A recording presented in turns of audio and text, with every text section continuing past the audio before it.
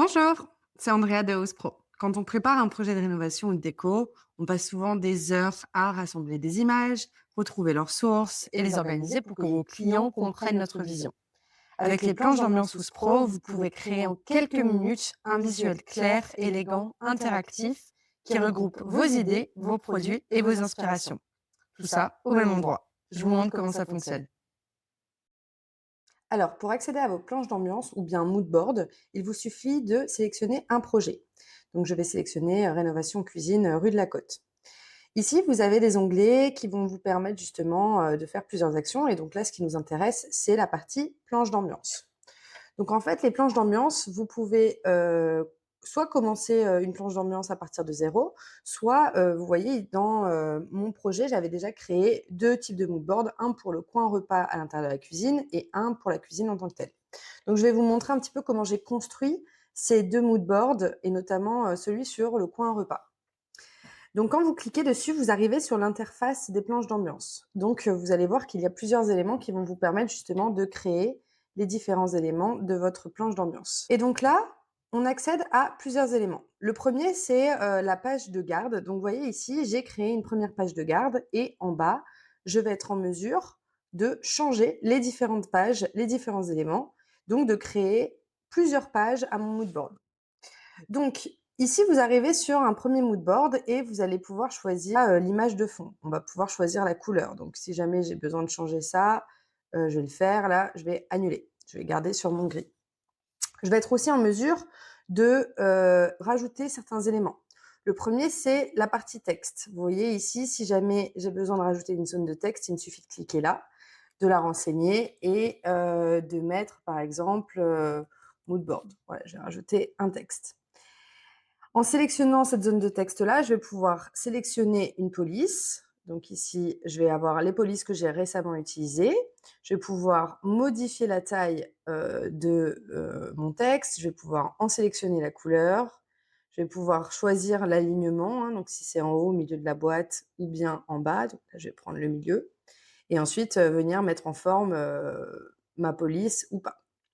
Donc voilà, là, je vais juste mettre mood board pour l'exemple et puis je vais venir l'aligner avec le reste de mon contenu qui est ici. Donc ça, c'est pour venir ajouter du texte, ce qui est assez important finalement quand on va venir créer un mood board. Bon, un mood board, c'est aussi un élément qui va vous permettre de mettre en avant vos visualisations et surtout proposer à votre client une première piste d'intention. Et donc, vous voyez, quand je vais dans la page 2, j'ai déjà des idées d'éléments. Donc, ce qui est intéressant ici, c'est que j'ai utilisé plusieurs de mes onglets ici pour venir créer mon mood board. Le premier, c'est que je suis allée sur mes éléments. Donc, on a vu dans un autre tutoriel et si vous n'êtes pas allé le voir, je vous incite réellement à le regarder. C'est le tutoriel sur le clipper. Donc, tous les éléments que j'aurai enregistrés via le clipper vont se retrouver directement dans mes éléments. Donc, soit ils vont se retrouver dans les éléments de mon projet, soit je peux récupérer tous les éléments que j'ai enregistrés dans ma bibliothèque. Donc là, vous voyez que j'ai plusieurs éléments qui sont présents, etc. Donc, que je vais pouvoir réutiliser. Donc là, je vais rajouter cet élément-là directement. Donc, ce que ça va venir faire, c'est que ça va venir détourer directement les éléments. Donc ça, c'est super pratique, notamment si vous rajoutez des tables. Vous voyez là, l'image, elle n'est pas forcément détourée, mais l'outil Moodboard va venir la détourer automatiquement. Ce qui va vous permettre eh bien, de gagner du temps hein, sur la création de votre Moodboard. Donc là, vous allez pouvoir ajouter les informations qui sont liées à tous les éléments. Si jamais vous voulez restaurer l'arrière-plan de vos objets, il vous suffit d'aller dans Plus, modifier l'arrière-plan, et là, vous pouvez restaurer. Et donc là, je vais utiliser le pinceau pour restaurer tous les éléments de ma table. Donc, vous voyez ici, je vais avoir la table en entier. Hop, je décale, appliquer. Et donc là, je vais avoir ma table qui sera en blanc. Et puis de la même manière, si on veut remodifier, je vous incite vraiment à aller dans Alimenter par l'intelligence artificielle. Vous avez vraiment des rendus beaucoup plus nets et je vais pouvoir appliquer le rendu directement. Donc voilà un petit peu comment ça fonctionne au niveau de l'ajout d'éléments. Donc tout ça, c'est dans votre bibliothèque produit. Vous pouvez même afficher vos favoris si vous en avez sauvegardé, etc. Donc ça, c'est assez pratique. Une chose qui est aussi intéressante, c'est que vous allez juste pouvoir copier-coller des images. je vais aller sur Google et puis je vais aller prendre, une inspiration. Donc, on va prendre cette photo, par exemple. Il vous suffit de copier l'image, clic droit, copier et si vous faites CTRL-V ou commande V, si vous êtes sur Mac, vous allez avoir l'image qui va se coller directement. Donc il n'y a pas forcément besoin d'enregistrer vos produits sur les clippers si vous ne cherchez que de l'inspiration. Donc voilà un petit peu comment vous pouvez fonctionner. Là, vous pouvez également importer des images. Donc là, si jamais vous avez des images qui sont sauvegardées sur votre ordinateur, vous allez pouvoir cliquer sur importer et importer à partir soit d'une URL, soit dans un ordinateur pour vous permettre de venir enregistrer ces images directement. Donc comme ça vous permet justement de pouvoir rajouter les éléments dont vous avez besoin lors de la création de vos planches d'ambiance. Évidemment, qui dit planche d'ambiance dit souvent inspiration au niveau de la couleur.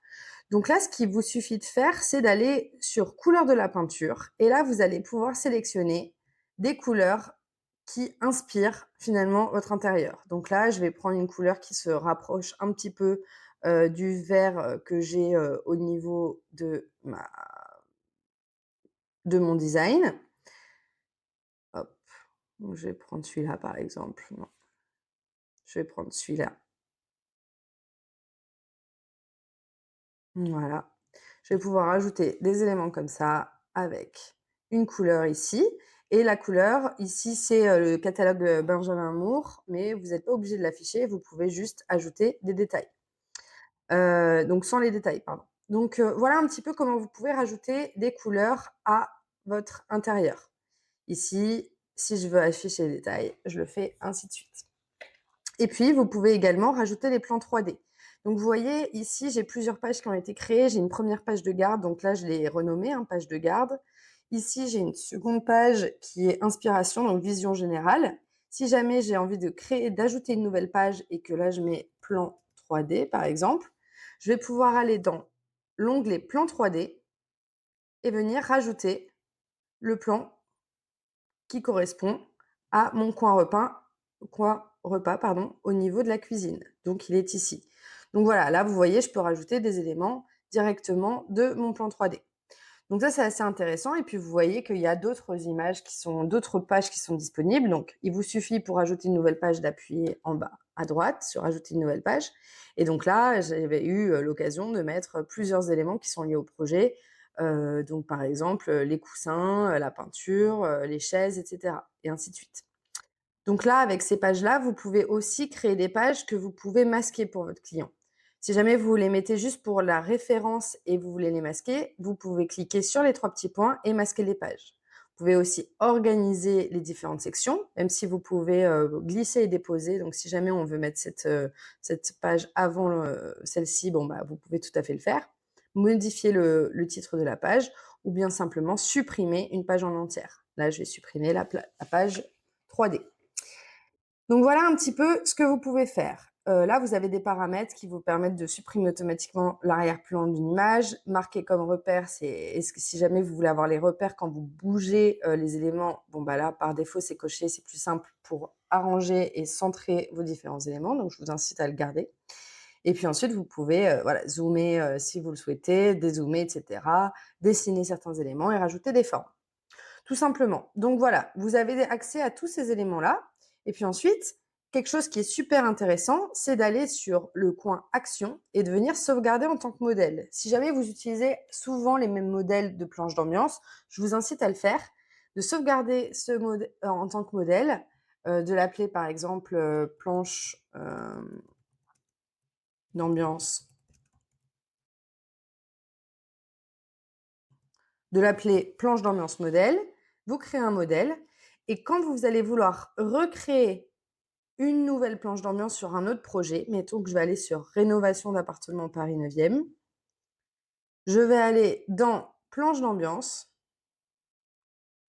et vous voyez ici, j'ai mon modèle, donc je peux commencer directement à partir d'un modèle de planche d'ambiance et je vais retrouver ce que je vais faire. Donc là, je vais créer cuisine, hop, je crée une planche d'ambiance et là, en l'occurrence,